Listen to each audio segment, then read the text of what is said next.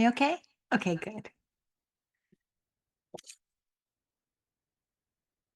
So, our word for this past month has been the word self-compassion, right? So before we do our alms, I just want you to have that feeling of self-compassion. Just let yourself just be aware of you, of your heart, of what's going on inside of you, where you feel a little bit hurt or where you feel a little bit off kilter or whatever it is. Just kind of be aware of that, because what we want to do by doing the ohms is to help us to understand that by moving a different vibration than the icky vibration that you have can actually counterbalance you. So you walk into a spiritual place where they do ohms, and you can automatically start to feel a little bit better in that moment, because that sound of ohm moving through your body actually produces like a healing type of vibration. So it's important for us to know that. So that's why I just wanted to say, okay, so no matter how you're feeling right at the moment, just be aware of it. Don't be doing anything about it. Just let yourself be aware of it. And now let us do 3 ohms together.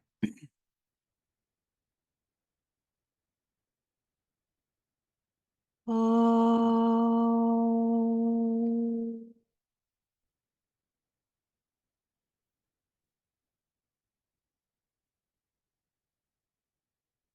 Oh.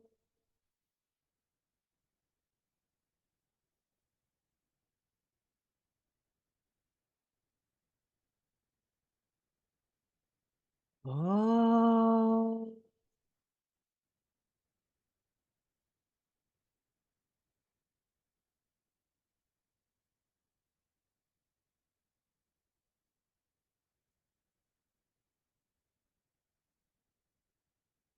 If you can teach yourself to think of ohming as a reset button, it will be a really, really good thing for you. Just one of those things that you can always have available for you. So since we've hit reset, now we start to move forward. And so our word, like I said, has been self-compassion. It's 2 words technically, but I wanted to really focus on that aspect of compassion. And then the saboteur has been punitive, because we're not very compassionate when we're being punitive to ourselves and or to others. And punitive can come in the smallest of ways to the biggest of ways. The smallest of ways of it could be just ignoring somebody for a moment, or doing something that is the other person's like, why are you doing this to me? In that moment, that's a punitive kind of thing. But you see, we don't see it like that. We only think of dropping bombs as punitive. Sorry, I have to sometimes show the big and the little, they're together, so that we can see that everything has its smallest component as well as its largest component. So punitive is when we, like with ourselves, is when we put ourselves down. If you're by yourself and you're like, oh, you were so stupid today. Why did you do that? Or, that was really awful. And, you're a barbarian, or whatever it is that you say to yourself, I'm just asking you to be kind to yourself and ask yourself, is this appropriate for me to be speaking to myself like this?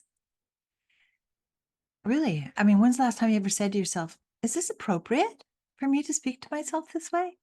Because those of you who are parents have probably said to yourself, oh my goodness, was that appropriate for me to speak that way? Or if you've been a teacher, or you've been anybody who's been trying to help somebody else, you have said to yourself in some form or another, was that appropriate? Could I have said that differently? Okay, that wasn't very nice. What's wrong with me today here? I've got to change that back up. So in those moments when we're giving to another person, we can see a little bit easier that we're not treating ourselves with the same dignity that we're really trying to put forth for somebody else. It can come to you in that moment. Oh, I could have said that more softly, or I could have helped them into the car without kind of that little feeling in my hands that, why do I always have to do this? So what I'm saying about self-compassion is for you to see that you're giving compassion to other people. But if you don't give it to yourself, you'll end up with resentment. You'll resent them, that you're helping them, or that you have to help them, or that you should help them, that you're supposed to help them. So you won't be gaining any sort of joy from it. Well, how can you gain joy from something that's so awful? I think the most awful thing about helping people is that that person's in pain. You have the ability in that moment to help that person. There's something about that that's undertaught. The beauty of that, to be able to be present for someone who's in pain. I mean, do you consider how big of a gift that really is? That when you're there and somebody, maybe they have dementia and they don't know who the heck you are, but they're perfectly well aware that they're giving them kindness, that you've taken the time to be there with them. They know that.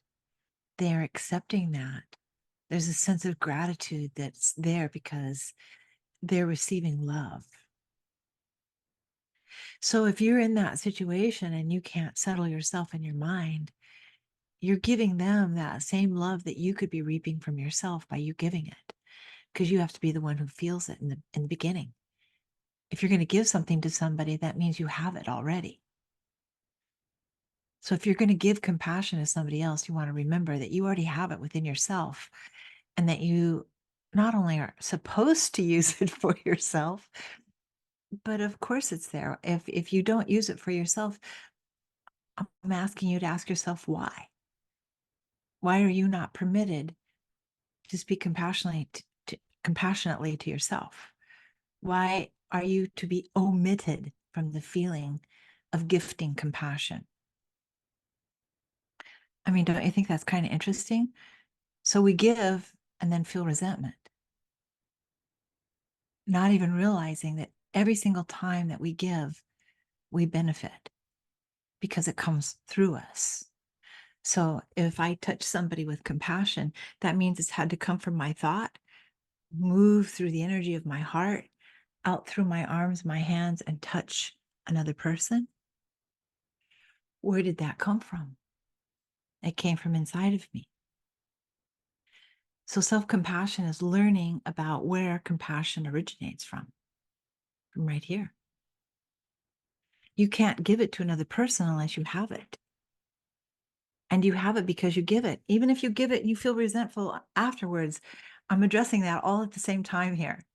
You can give compassion and still feel resentment about it because we haven't come into this understanding that it came through us, that we already have it, and that by giving it, it doesn't take from us at all. It adds to us because it replenishes. Love is eternal because it always replenishes itself. There's a place inside of you that knows that love will always be love. It will always be with us in every single thing. Love is always with us, which is why we can change. If love wasn't always present, I wouldn't say to you that we could change because it would be too hard. Oh, well, when will love be arriving again? I need to know those dates so I can be ready, so I can change. Luckily, you don't have to wait for love to arrive. You don't have to go to the bank and see how much love you have deposited there. You know, the more that you use it, the more that you generate it. And the more that you generate it, the more that you live, it lives within you. And as that happens, your own wounds, whether they be emotional or psychological or physical or all of the above, you have a better chance of healing sweetly and completely by remembering that everything that you give to everybody else that's good, it moves through you. You already have that. You don't have to like go to school to learn it. You don't have to take a seminar to learn this. Just once you remember it, it's with you always. And it will help you because you'll know that as you touch that person, not only are they grateful that you're there and that you gave them this beautiful moment of love, you also filled yourself with it. So don't cheat yourself.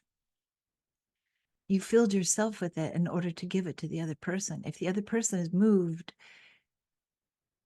then you gave freely. Even if they're not moved, because they don't have the capacity to feel it, which means they can't even feel their own love, you still shared yours with them so that they might feel the ability to generate love for their own being. So love is this thing that we always have more of it than we personally need. Who knew that? Because everybody's saying, I just don't have anybody to love me. That's really all I want is I want to be in a loving relationship. I understand that. I'm not saying there's anything wrong with that. I hope you understand why I'm saying it this way. We acknowledge that we love love. We love giving and receiving love. My point in speaking to you about it this way is for you to remember that you always have you. You're not second place. Like they always say about the Olympics, whoever wins the silver medal, nobody knows who they are. This isn't about the silver medal here. This is about the win-win. When you accept that you have this energy that moves through you called love, that this is what you're made up of, then you begin to realize that every time that you give it to somebody else, it means that you have more than you need. And there's no sense in storing it up because, it needs to move. Where are you going to store it anyway? Love is one of those things that the more that you use it, you begin to realize it's endless, it's boundless. It's always been here. It will be here after our bodies are long gone. Love still shines here. So I'm saying that so that you help yourself to feel more self-compassion. Help yourself that when you're in a situation and you're, like I said, maybe somebody has dementia and you're holding their hand, and it means the world to them in that moment because they can feel that you're there. They can feel your warmth. They can feel that you have taken the time to be there with them. Do they know that you're scrambling in your mind? Oh my God, I can't believe this is happening. I need to go to work too. Oh, and this is happening and there's so many things that I have to do today. I don't need this right now. I can't deal with this. And yet here you are dealing with it. Yet here you are doing it. The whole time saying that you're not doing it. You don't have time for it. And yet here you are spending your time doing it. So if you're helping somebody or you're with somebody who needs a little bit of patience or a little understanding, know that you're doing it. You're there. It might not be perfect. Who cares? The fact of the matter is you're becoming aware that you are there. So if we can learn to touch somebody without being punitive to ourselves, why am I here? Why am I doing this? This person wasn't even nice to me. Da, da, da, da, da, da, da, da, da, and we go on and on and on and on. We're just taking from this moment that you have actually made the time to do. You see? So when you're in a situation where it's difficult to love someone, yet there you are doing it, I'm just saying to yourself, I'm saying to you to say to yourself, wake up. You're already here. You're already doing this. Be grateful that you have the ability to do it. So that you can walk away remembering that every time that you gave to somebody else, you gave to yourself too, because you activated the love within you. You activated it through a choice to help someone else. You activated it. So it began to move through you, and it moves through you. It moved through your voice, and you said something sweet to that person. It activated and it moved through your eyes. So when you look at them, you can feel the compassion for them, for their suffering. It moved through your ears because now you're really leaning in to hear what they have to say. It's moving through your hands as you hold their hand.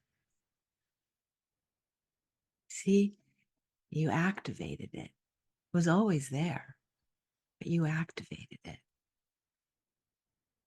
So when you're in a situation and you're by yourself, Balloons just went off.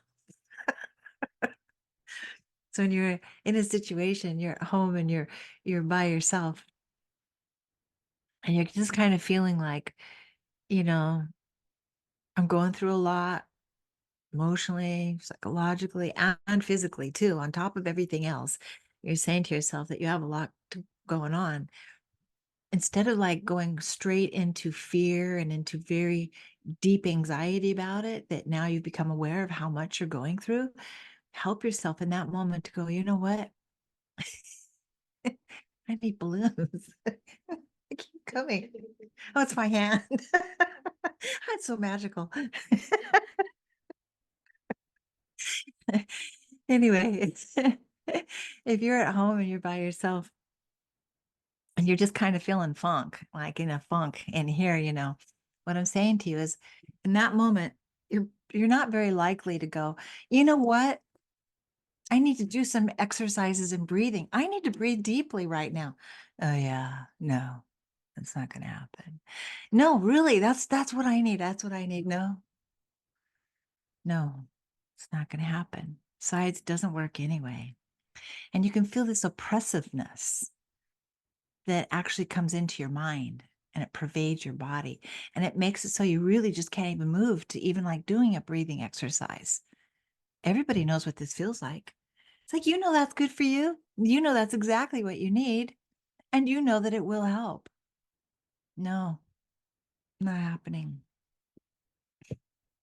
There's an actual refusal to assist ourselves in the smallest way because you're already breathing. Or you wouldn't be alive to complain. You're already breathing. So why is it so dang hard to become aware of healing breathing in that moment? Because there's a lack of compassion for the self. That's why. It's like, no, somewhere along the line, over all these incarnations that we've had, we have been taught again and again and again that spirituality is for you to give to others. It's not something that you do for yourself. You're a selfish person if you are loving and caring and easygoing with yourself. It's not true, but people suffer from this guilt. It's a very interesting thing that you're not, somehow or another, you're just supposed to suffer and that's going to make you a good person. No, it'll make you a person that's full of suffering. I mean, how could that just translate into now I'm a good person because I'm full of suffering? No, no. A good person responds to suffering in a healing way. And you do this. You do. You do help other people. You help animals. You help other people. All of you do.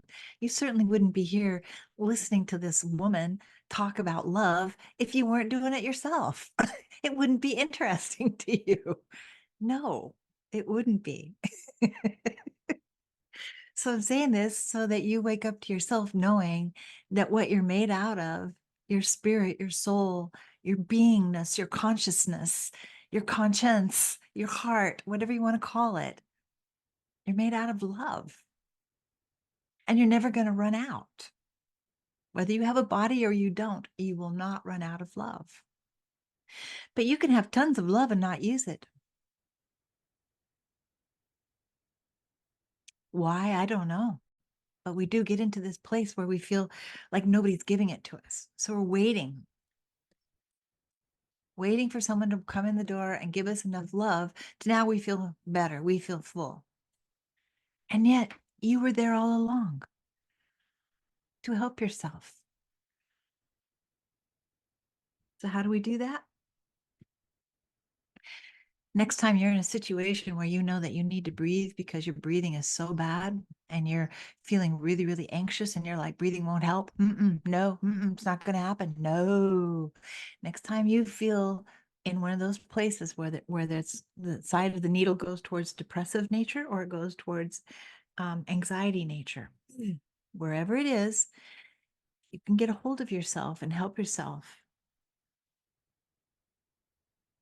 All you have to remember is long and slow.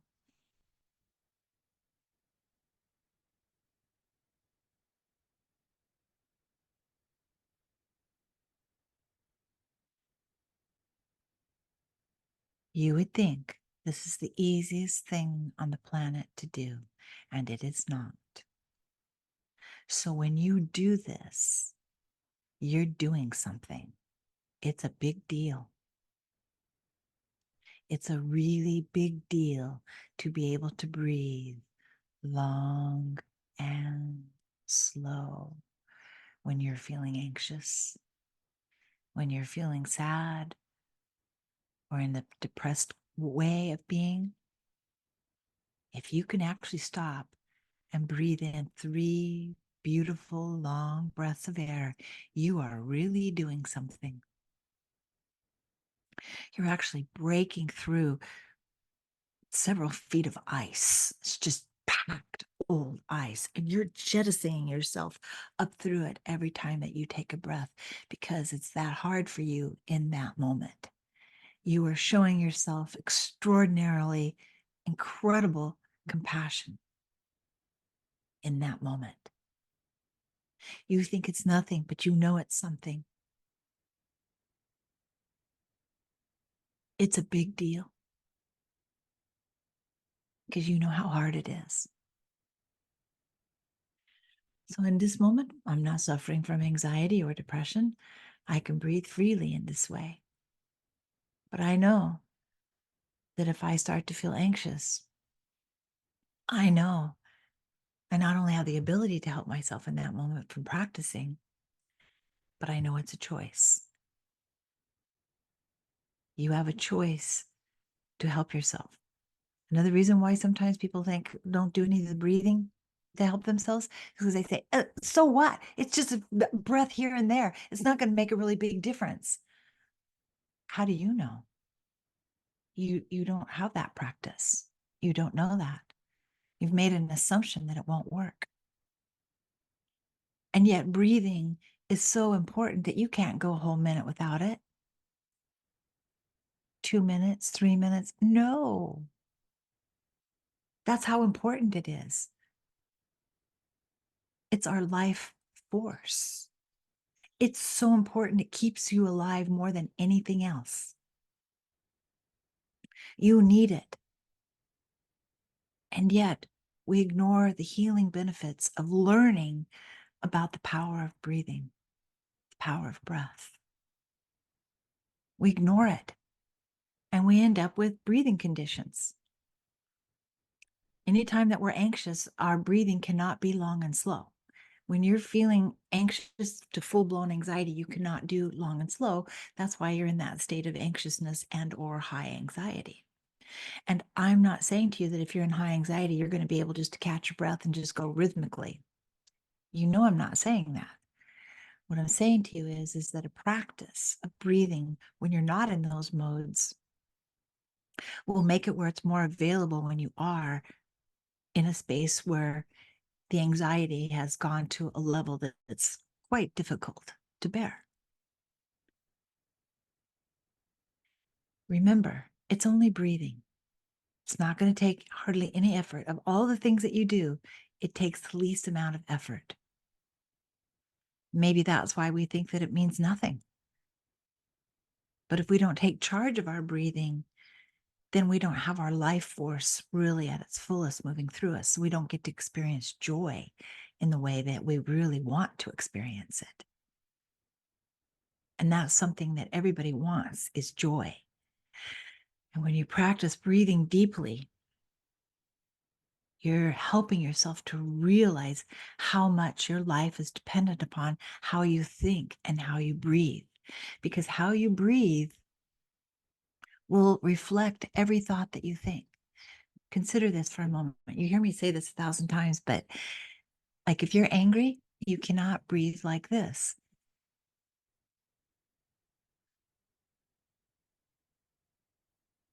You can see that every muscle in my face and everything is coordinating to feel peaceful. So if I'm angry, I can't automatically get to that place. So you're saying, well, then what's the point in all this breathing if you can't get to it in that moment? Because as you're practicing when you're not angry, which I hope is most of the time that you are not angry in your life, so you can practice. So Every time you get in your car, you practice deep breathing, 3 long breaths before you pull out of your driveway. You know, 3 long breaths before you open the door and just get out and go to your next destination. You go to your grocery store, you're in there tootling around, 3 deep breaths while you're in there.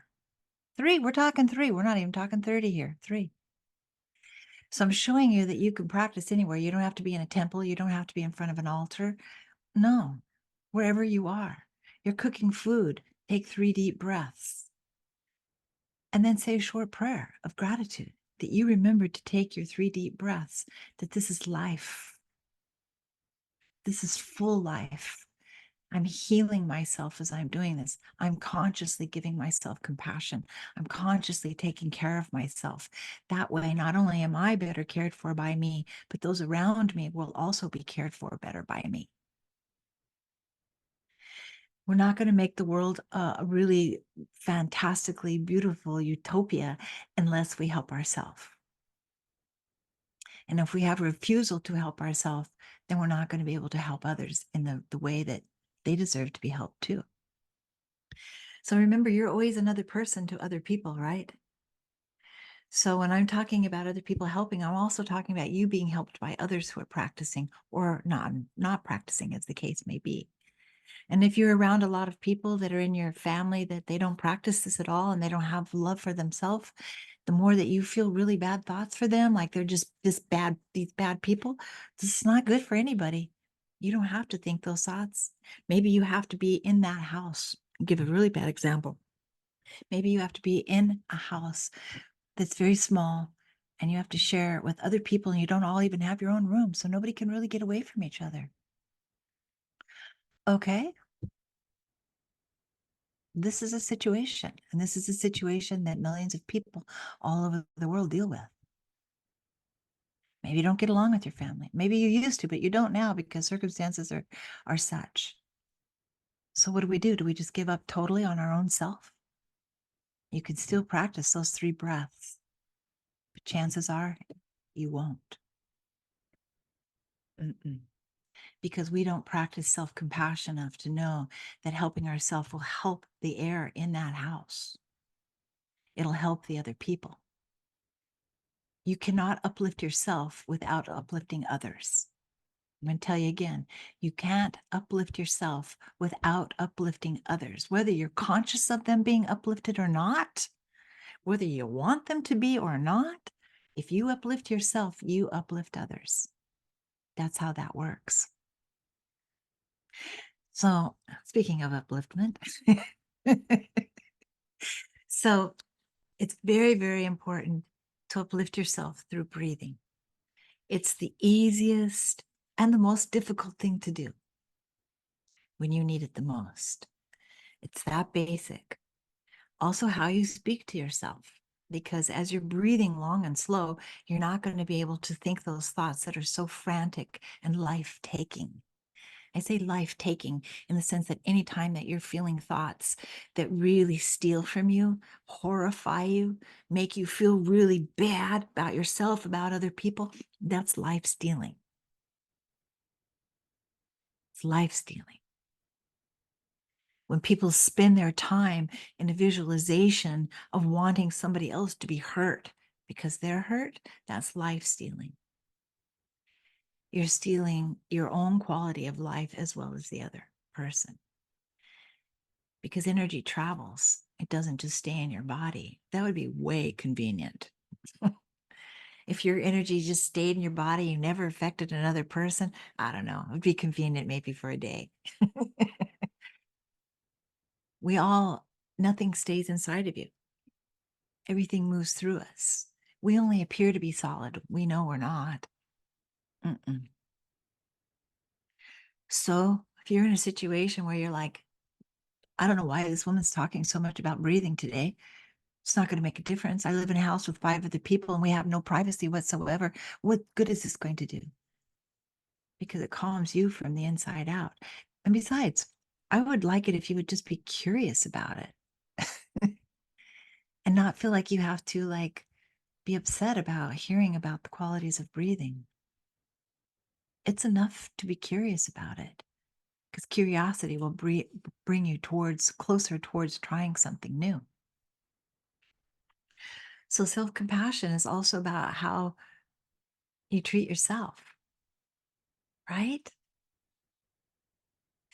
So when we do things that we think, oh, this is bad, I shouldn't be doing this, I shouldn't be doing this. And it might be eating lemon curd.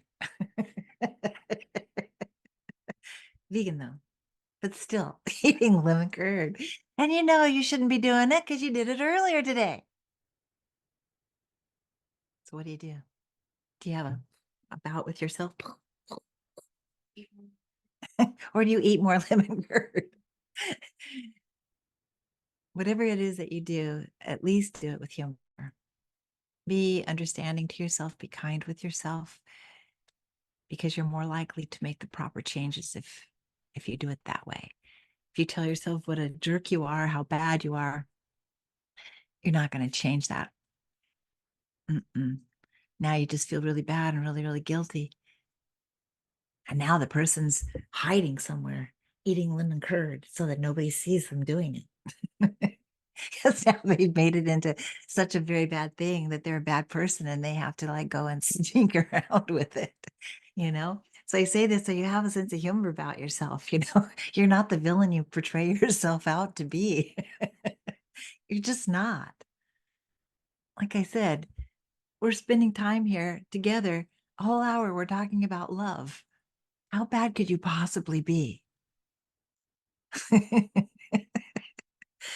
This is a very good thing to be able to do for us to be able to share that how similar we are and that love is joy. It's inner strength. If you're around people who are at their end of life, all you want from them is for them to feel peaceful with themselves. I mean, you really want it. It's like something that's very, very old in our souls as human beings. That when people are dying, we want them to die peacefully. Don't you think that's interesting? We're not in there like going, yeah, yelling and screaming at them or, no, you want them to feel that they're loved. People are calling on the phone. Hey, dad, so and so's on the phone for you, You want that person who's dying to hear, I love you. Because dying's a really big deal. Really big deal. And before we keep on talking about dying in terms of major death of the body, remember that you die every day. You go to sleep and you have no memory in that deepest of sleep that you're alive. You have no experience of being alive when you're in that deep, deep sleep, and yet you are. And when you wake up, you're refreshed. Well, more than you were when you went to sleep anyway. So I'm saying this to you so that what we're talking about here is when you teach yourself to breathe consciously at various times during the day, it's similar to sleeping. It clears things out. It clears things out for the few moments, and you can have a feeling of being revitalized afterwards. It doesn't replace sleep. It doesn't replace deep meditation, what we're talking about throughout the day, but it is very similar. So every time that you sleep, you experience a type of death because you have no awareness in that deep, deep, deep sleep. You have no awareness of being alive. And yet you are. So what I'm saying is rest is very important. Without it, it makes us just be nuts inside. Bah, bah, bah. So if you practice resting throughout the day, which is this deep breathing, you will feel better, like waking up. It's like waking up. You spent some time resting. I don't have time to rest. I'm busy. I'm going here and there and to and fro and da da da da da da da da. Da.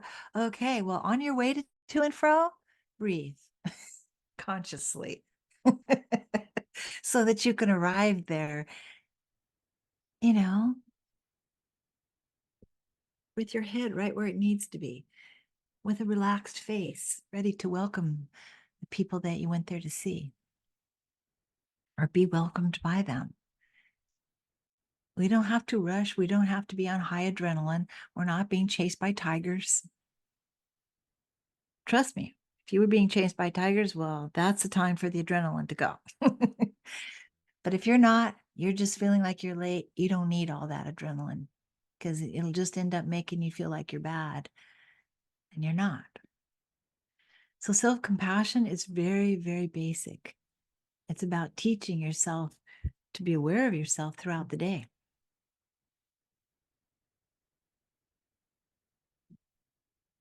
No idea what time it is. So thank you. Do any of you have any questions? If you do, type them out to Ruby if you don't mind. I want to make sure that if you have something going on in there, that I'm available for you. Okay? So another way for us to practice self-compassion is to help ourselves not want to find a villain. Dun, dun, dun. For every situation that goes wrong, we're always looking for a villain. Well, he walked in the door with that kind of attitude. The whole place just went to hell after that. We couldn't do anything. No, it was all his fault. So we got a villain. Aha. Okay. Now we can all talk about that villain, and say how bad that villain was and how things would have went so much better if that villain wouldn't have showed up,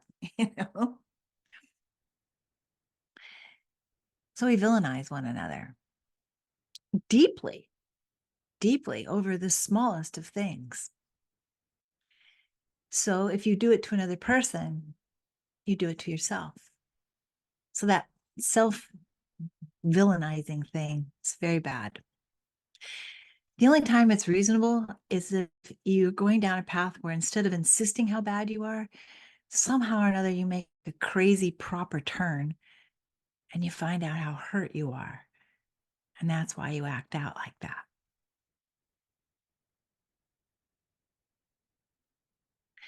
And if you can see that within yourself, then you'll see that the villain that arrived at dinner today was also somebody who was so hurt, so angry about being so hurt, so filled with it that that's all that he could see in other people.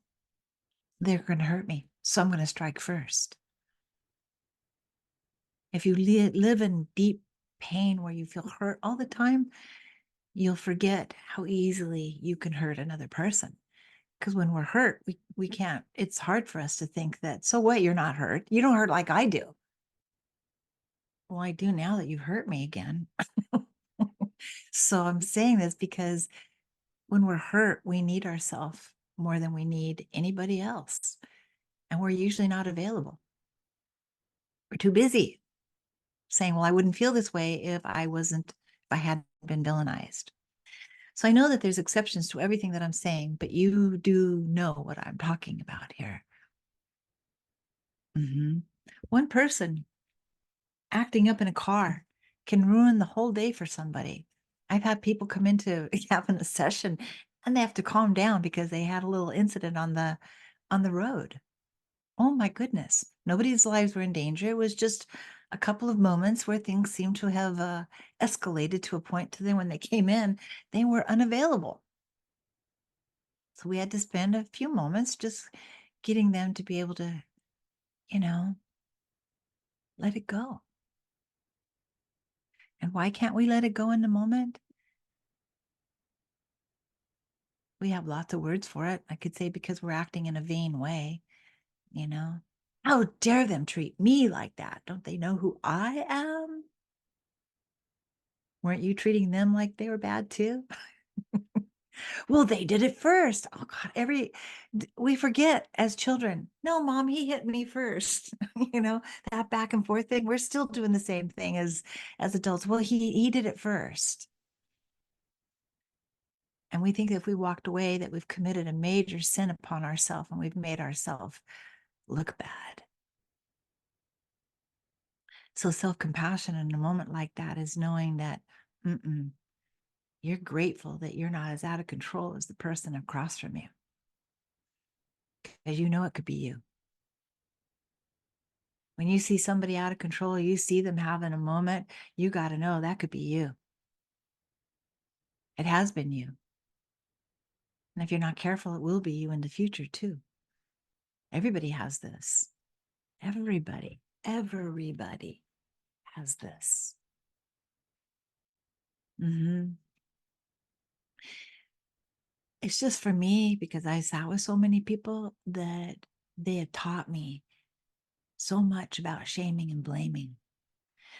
It's been, I could never have learned all the things that I've learned about shaming and blaming without sitting with so many people. I just, you guys have just taught me so much. Seriously, because I know how, of course, we're all the same. We're just kind of interestingly unique, though. We are like snowflakes, where we're all different, but from a distance, we all look the same.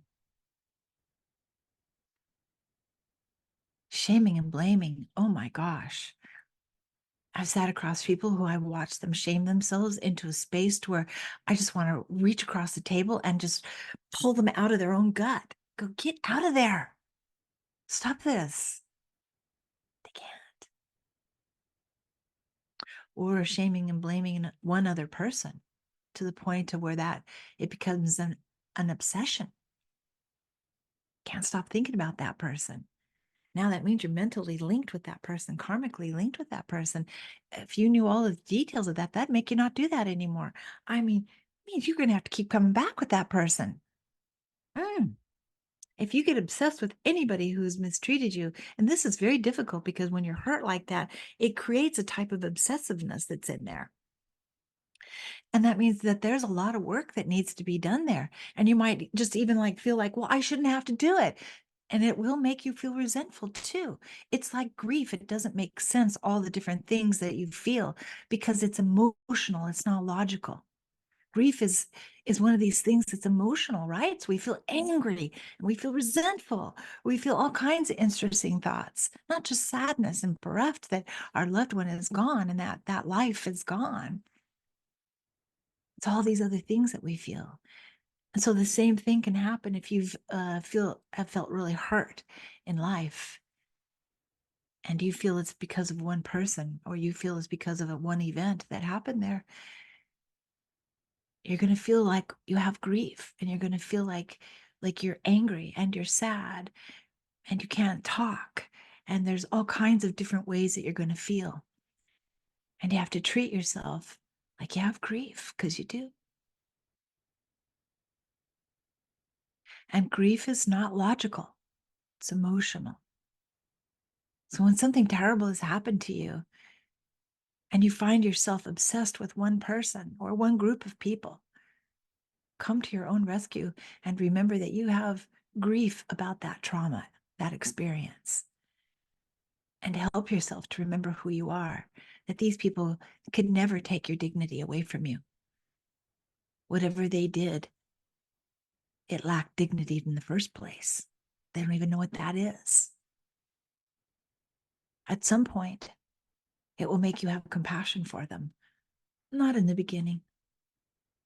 In the beginning, you'll still have resentment. But if you stay with your practice of freedom, as this is a practice of freedom, self-compassion will set you free. It will. It will. It'll help you to know that the person who trespassed, so to speak, against you, well, they're going through it too. And you can shout that you don't care, but someplace inside of you, you do. Because really, none of us want anybody else to feel as bad as we're feeling in that moment. Mm-mm. It won't make you walk away with joy. I do understand that sometimes when people actually see revenge happen to somebody, in one moment, they actually do have a feeling of almost like kind of laughter. that they've been practicing in their heart, that will go away immediately. And you'll even realize, I never wanted that to happen. I didn't want to be the villain. It's just that when we get victimized, we immediately want to villainize. And that's something we have to learn to become aware of so that we don't become the thing that we disdain. Self-compassion helps us not to villainize others, make it their fault all the time. Because anybody who's faulting others on a regular basis, I know they're faulting themselves. And it's just a defense. It's sort of like, what do they call that when you deflect? If it's always somebody else's fault, that tells me that you over criticize yourself because you're always finding fault with other people. So you're like deflecting how you really are with yourself. It's very hard, very hard. There are some forms of anxiety that come out where people can't even leave their house. And they get so frightened about what could happen to them, how things could go wrong. People could say something really mean and terrible to them. All kinds of things could go awry. And it frightens us. And we have to come to our own rescue with that and teach ourselves that we do have ourselves to help ourselves. We're not like all by ourselves and nobody's there to help us. When you can become strong enough within yourself, you can go places on your own and you can help yourself better. But it takes time, depends on where you are, you know? Are you lost deep, deep in the forest, or are you just lost around the picnic area? You see what I mean? There's different levels of being lost. So if you're lost deep, deep in the forest, well,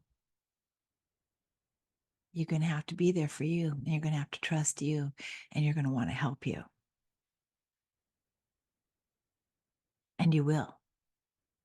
If you're just kind of lost around the picnic, area there, you can get helped in a moment. But make sure that you show gratitude in both of those instances, that somebody cared enough that you weren't lost. Isn't it a terrible feeling? Did you ever have that feeling when you were a kid where you felt lost? Like, where's my parents? It takes a matter of seconds before that can turn into, what? Right? It's a very, very terrifying experience. And so as adults, there's feelings of being lost. Like just being lost. I don't have loved ones. Where are they? I don't feel supported. Where are they? I feel all by myself. And that could make us feel like we have nothing when we still have ourselves. And see, again, we're like, but no, I only have myself. I don't know why you think that's such a big deal. Because I'm one person also. Whether there's anybody around me or not, I am one person, not zero. So when you are by yourself or you're on your own, instead of seeing it as like the worst thing that could ever happen to a human being, remember that you still have you. And if you treated yourself like you would want to treat someone who walked through the door and greeted you, then do that. Treat yourself with more dignity. Really. I've lived with people in my life and I've lived totally on my own for long periods of time. Can't honestly say that one is happier or more joyful than the other one. Because each of us are different. We're all unique. And that's important for us to know that. But if you can't spend any time with yourself and just feel joyful, then there's a job for you. There's something for you to work on, for you to know that you need you, to be present with you, to talk with more care, with more dignity, with more self-respect, to teach yourself to breathe throughout the day, to actually reduce gossip and hate. You might be surprised that I said that, but it's everywhere. It's everywhere. And we have to help ourselves with it. Reduction is good. You can't go from total indulgence to nothing overnight and expect it to stay like that. So I'm telling you, self-compassion is one of these things that as you work on it, you'll become stronger inside of yourself. You won't find yourself wanting to complain or yell and scream at other people the way that you did before if you practice more, and you'll find yourself going, I think my time in this place is over. And you'll just say goodbye and walk away. And then even though the other people are like, where's she going? Why is she leaving? I don't understand. We're just getting worked up here. It's all right to be misunderstood as long as you understand yourself. Really. Look what I do for a living. It's not really something that everybody understands. So I better understand myself. So I'm not like, oh, wow, nobody understands me. Nobody gets me. I still have me. You still have you. And you get you. And if you don't, well, you need to, because you are your responsibility. The quality of your inner life is dependent upon you. And it's a lifetime's worth of work. You're not going to get it all done in one lifetime. I'd love to tell you you are. And make me wrong and do it in one lifetime then. Make me wrong about that. But I'm saying this so that you know that there's always ways to feel better, but you have to want it and you have to practice it. Otherwise, you'll end up practicing being punitive to yourself as well as to others. And you don't want to live with that. You don't want to live with the fact that you said these things to this person. You don't want to have to deal with that. So, because words matter, you know that. Think of it, don't think of it, but remember that people have said words to you that you're still rumbling around in your mind about it. Oh yeah, I remember when my grandmother said that thing to me that day in the kitchen. I never forgot it. I still go after it. It's so bad. It's so deep in my mind. You see? Now's the time to like burn that out of your mind. Help yourself with that so that you don't use that as a reason as to why you could be doing that to other people. Well, it was done to me. If it was done to you, and you have to find mercy for yourself so that you never, ever attempted to do it to somebody else. This is self-compassion. Every time you practice self-compassion, you're practicing compassion for another person besides yourself, because you can never keep it to yourself. The nature of love is to move and to grow and to go from thing to thing. It never stops. It's like light. It never stops. See, the sun is one big bundle of love. Look how it shines upon us. And that's what you want to remember, is to shine so that you're helping yourself with those dark places inside of yourself. Self-compassion, right? If you're waiting for someone to come and save you from yourself, it's not going to happen. They can only help. You still have to lift the greatest part of the weight. You do. So when you enlist people to come and help you, like wonderful therapists or healers, whoever it may be, when you enlist people like that, that's showing self-compassion to yourself. You're wanting to help yourself. That's a wonderful thing. But you can't go there just letting them tell you how you feel. You have to go home and work it out for yourself. And you have to be careful not to get stuck in blaming others. Right? So work on self-compassion. I am. And I want you to join me in doing it because it'll make you feel better. It'll make you feel more lighthearted. It'll make you know that, no matter how much you work on yourself, there's always something else to work on tomorrow. So self-compassion and the saboteur self-compassion is punitive. So for the next month, this month, May, the word for us to concentrate on is the word spirituality. It's a big word because it covers so many different topics. And it doesn't matter to me how you go about it. But this is a month for you to practice your favorite kind of spirituality. How do you like to do it? Do you like to go give service to people? Like, do you go and feed people who are hungry, or do you just do nice things for others? Do you watch what you're saying in front of everybody so that, you lessen the air with kind words? I don't know. You decide how to do it. But we're using for the saboteur, we're using the word entitlement. I'm not going to explain it too much right now, but I just want you to know that entitlement, it has an interesting kind of shine to it. I'm entitled. It has a kind of shine to it. Spirituality also has a shine to it, but there's no stiffness. There's no stiffness in it. So there's spirituality and there's entitlement. They both shine. One's stiff, one is flexible. So you ponder on it, I'll ponder on it, and we'll meet back in a month and chat about it. Okay.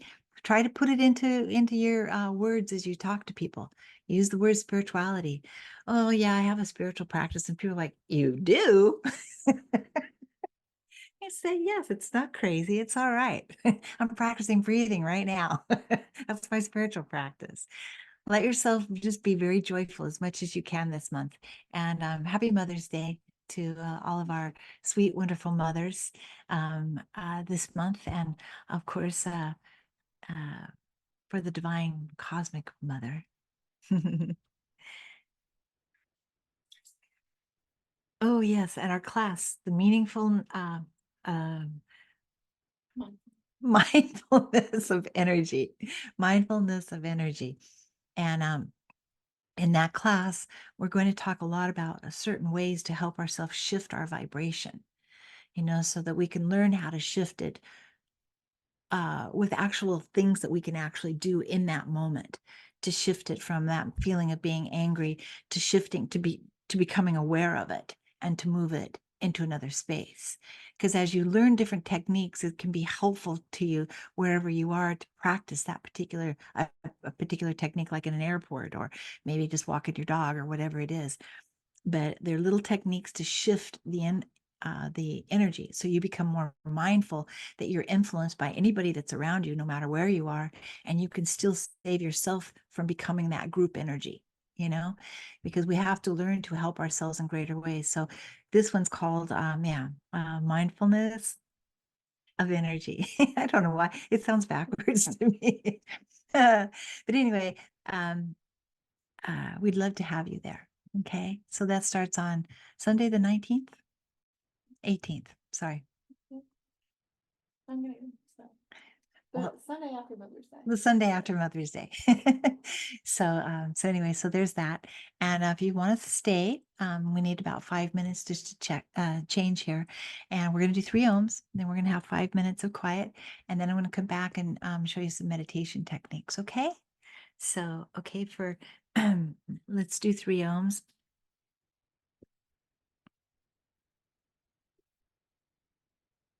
Oh.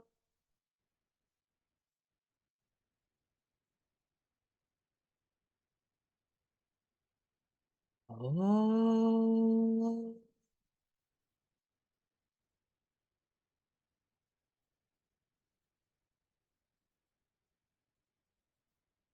Oh.